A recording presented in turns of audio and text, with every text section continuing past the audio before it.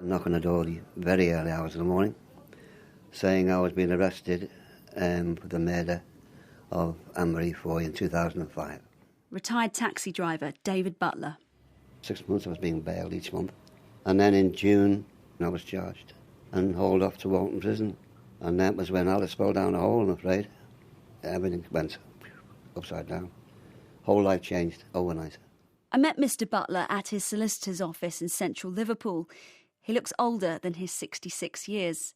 Frail and ill, he tapped his walking stick on the ground as he told me how in 2011 he was charged with a brutal murder. I was asking, well, what evidence you got? And they were, well, we believe it's you because of DNA. And then they told me about the crime scene stain from 1998, which alerted them to me. It was in the national database from a cigarette butt, which was at the scene of a burglary at my mother's home. And they said, with the advances in DNA technology, they believed that my DNA was on the body. I hotly denied and disputed it. The police claimed to have found David Butler's DNA on the body of Marie Foy. But what they had was something known as a mixed, partial profile. It was made up of many different people's DNA and of low quality. The police said that Mr Butler's DNA was on the victim's fingernails, a cardigan button and a bandage around her leg. The DNA evidence never got any stronger than their initial, could be possibly partial profile. I mean, most people listening would think someone's DNA is found on the body of someone who's been murdered. Yes. It's only right that the police call you in for questioning and Absolutely. ask you about it. I had no... if they thought that was my DNA, of course they're doing the job. If they think I'm a suspect, I'll prove that I'm not a suspect. The DNA has become the magic bullet with the police, I believe. They thought it was my DNA, ergo, it must be me. Because of the lack of clarity in the DNA, David Butler's legal team questioned whether it belonged to him at all. But even if it had, David's solicitor Paolo Martini remains far from convinced about the strength of the evidence.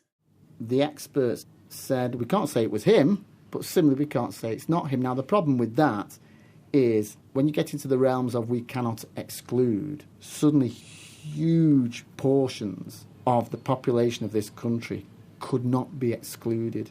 All other evidence proffered by the prosecution was shown by Paolo Martini's team to be wrong, including the claim that a taxi caught on CCTV driving past the murder scene was being driven by David Butler. But despite this, Mr Butler remained locked up in a high-security prison, awaiting trial. It was hard. The loneliness is the worst. The despair. Not speaking to your family. Excuse me. I've got three great sons, 4 lovely grandchildren. What was it going to mean to them? I've led a good life. I've had a good life. I've been a good man. And this to me was an absolute horror story. The nightmare continued for 8 months before the case went to trial in January this year.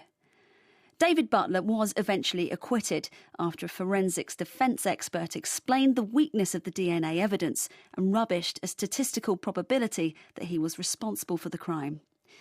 David's solicitor, Paolo Martini, is scathing in his criticism. I think in the current climate, it's made police lazy because unfortunately the police at the moment have too little money to do their job in too little time. And it doesn't matter how many times someone like me will write to them, as I did in this case, and implore them to reconsider the evidence, to look to their guidelines and to drop the charge against David. I was wrong, and they put every hope they did or they had in the DNA results. At trial, Paolo Martini called upon DNA expert Dr Sue Pope from Principal Forensic Services. What I was asked to do was to look at, first of all, the DNA results that had been obtained from a specific set of samples, mostly to do with fingernails, bandages on the victim. When Dr Pope began looking at the details of the case, it became apparent that there were a number of explanations as to how David Butler's DNA could have been found on the victim. To begin with, she had been wearing glittery nail varnish, making it far more likely that the DNA on any object she touched could attach itself to the nails.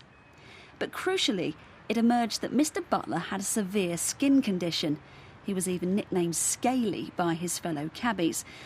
And this meant that he shed skin and left much larger traces of DNA behind than the average person. His DNA could quite easily have been transferred via money or another person through contact in his taxi. Most people might not understand that different people leave different amounts of DNA behind them. How much can it vary by? I mean, there's 3 of us sitting round this table right now. Could we all be leaving completely different amounts?